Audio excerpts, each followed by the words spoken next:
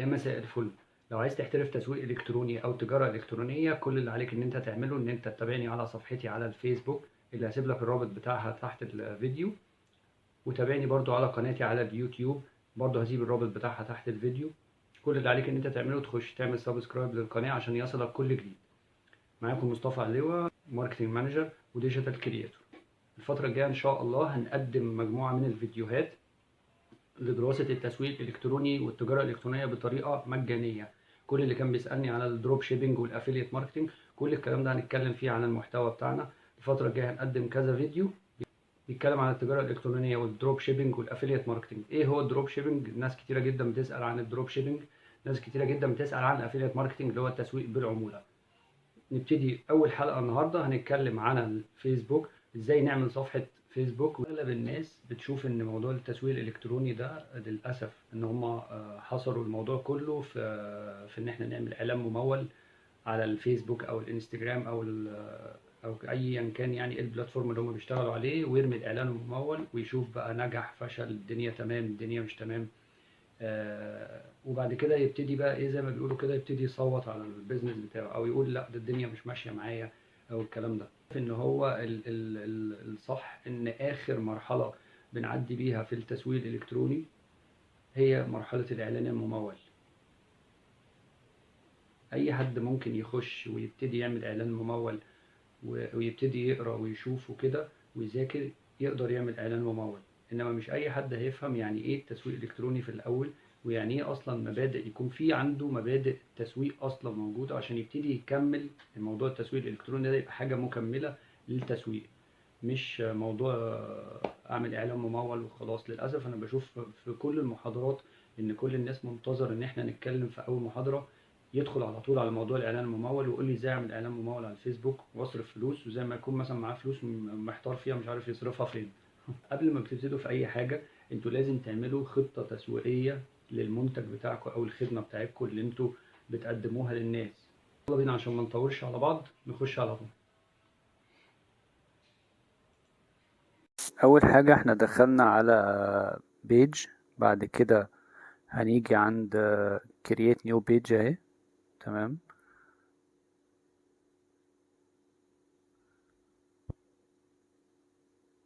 اهي اللي تحت على الشمال. بعد كده create page، بيجيني page name اللي انا المفروض اكتب اسم الصفحة، احدد اسم الصفحة. ونصيحة واحنا بنحدد اسم الصفحة، يعني بنكتب اسم الصفحة، لو احنا مش براند او حاجة معروفة او كده لازم نكتب التخصص بتاعنا، يعني نكتب ارت هوم للاساس. بعد كده الكاتيجوري.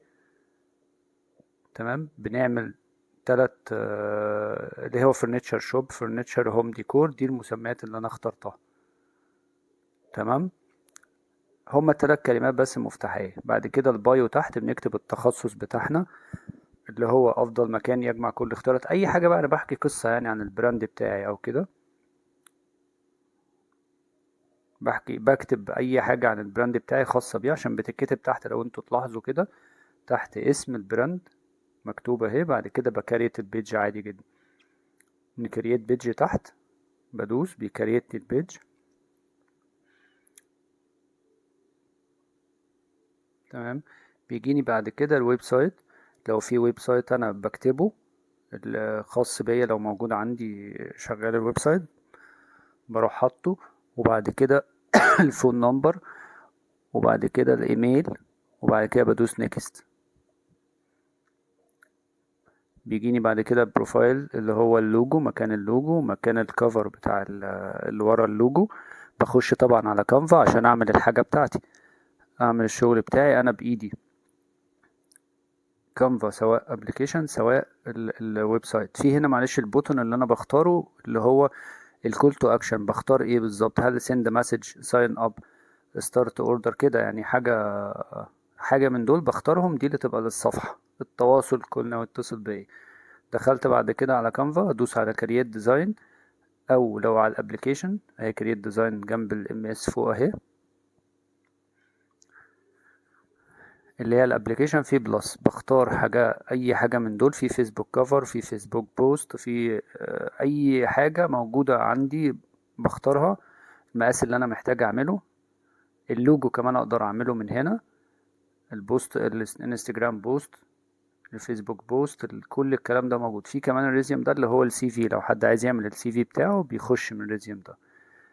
تمام كده واصلة؟ ده الكرييت ديزاين. دخلنا نختار، ادي ده مقاس البوست مثلا. بعد كده بختار الشريحة بتاعتي اللي هو الحاجة او النوع البيزنس بتاعي، فرنتشر مثلا، انا عندي فرنتشر، بروح داخل عامل سيرش على فرنتشر، او الصفحة بتاعتي كانت فرنتشر فانا دخلت من خلالها، عملت اهو كلمة البحث يعني، فظهر لي كل البوست اللي هو فيه اشكال فرنتشر، اختار منها واقدر اديت على اي حاجة من خلالها. اخترت الديزاين، اختار اي ديزاين انتوا محتاجينه من كده، من مكان اللي على الشمال ده اللي هو التمبلت. اختار الايه، الديزاين اللي هو لونه اورنج ده، ماشي بيحمل اهو معايا. بعد كده اقدر اديت في اي حاجة، اكتب ارت هوم فرنتشر عادي اللي هو الاسم بتاعي، اي حاجة اقدر اديت فيها، رقم شوب ناو، ويب سايت، اي حاجة في الحاجات دي كلها. تمام. الصورة نفسها ممكن تمسكوها ترموها عادي وتحطوا حاجة تانية. في الابلود اللي هو على الشمال ده في ديزاين، تحتها في ابلود كده ممكن تختاروا منها. ادي بجيب اللوجو كمان، فتحت جبت اللوجو، هختار اللوجو اللي انا عايز احطه في البروفايل،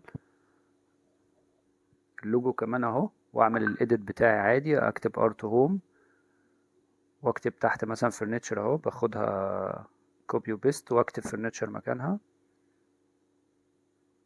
مهم.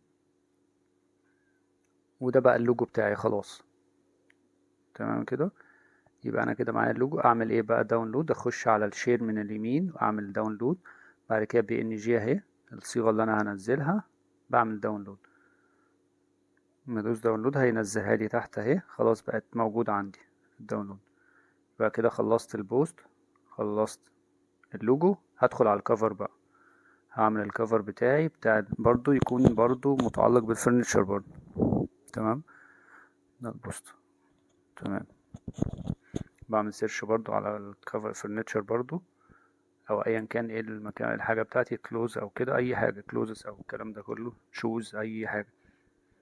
ادي الكفر اهو، كتبت ارت هوم اللي هو البراند بتاعي، وهبحث لكم برضو عن شكل تاني اهو، ده في شكل تاني اهو، ممكن تكتبوا بياناتكم وتكتبوا اي حاجه موجود، كله بيأدت عادي. شكل تالت اهو، وممكن ترموا اللوجو بتاعكم فوق، موجود اهو، موجود فوق اهو.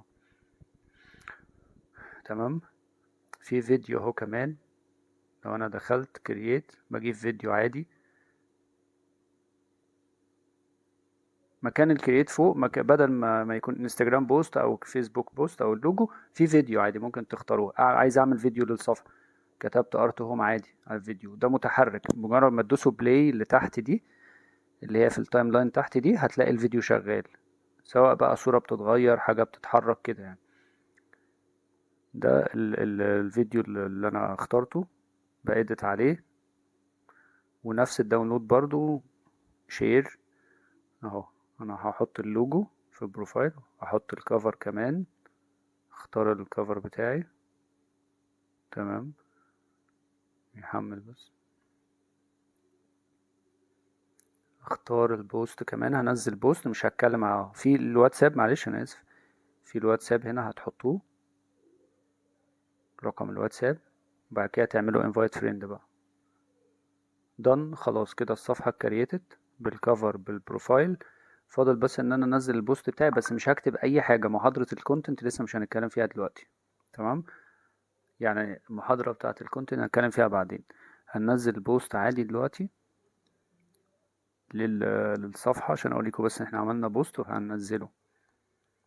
اختاره من فوتو عادي كأنكم بتنزلوا منشور عادي، بوست على صفحتكم. تمام.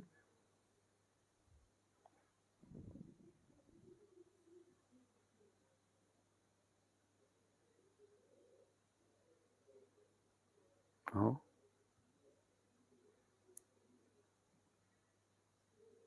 نزل البوست اهو. تمام. مش هتكلم عن كونتنت ولا اي حاجة دلوقتي خالص، المحاضرة التالتة ان شاء الله هتكلم عن المحتوى او التسويق بالمحتوى. خلاص خلصت. جيت بقى بعد كده على سيتنج من اليمين الصفحة، دخلت على برايفسي اللي هي مين اللي هيقدر اهو، مين اللي هيقدر يشوف البوستات بتاعتي، مين اللي هيشوف الناس اللي انا بعمل لهم فولو. تمام. مين تحت المسج، اي حد هيبعت لي مسج ولا انا هقفل الموضوع، مش اي حد يبعت لي كده. بعد كده اخش على اللي بعدها اهي.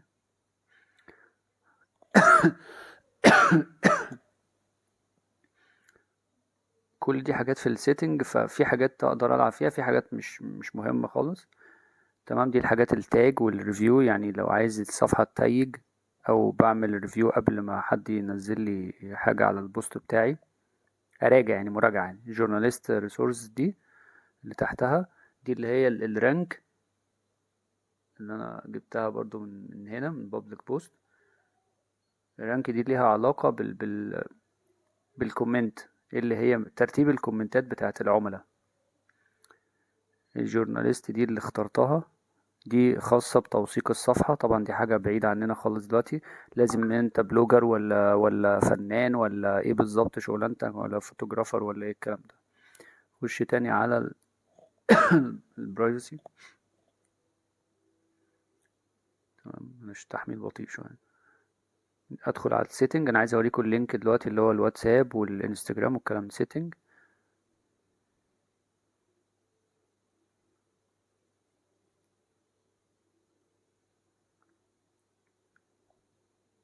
اهي. اللينكد اكونت جنرال بيج سيتنج هي دي. من هنا بتغيروا اسم الصفحة. لينكد اكونت ده الانستجرام والواتساب. عايز ألنك بقى الانستجرام كونكت اكونت او ألنك مع الواتساب، ولازم يكونوا هما الاتنين بيزنس. تمام. لازم يكون، هعرفكم في محاضرة الانستجرام ازاي بنخليه بروفيشنال اكونت. دي بقى صفحة البيزنس دوت فيسبوك دوت كوم. دي بعمل حساب اعلاني عشان اقدر ادير منه حسابات الاعلانات. لازم يتعمل صفحة حساب اعلاني ليا، اللي هي البيزنس مانجر، عشان اعمل منه الاد مانجر. تمام. دي صفحتي خلاص انا عملتها. لو انتوا دخلت طبعا هيجيلك كرييت اكونت تحت اهي، كرييت ا بيزنس اكونت، تعملوا اكونت جديد. بس كده. دي كانت ملخص الحوار كله النهارده.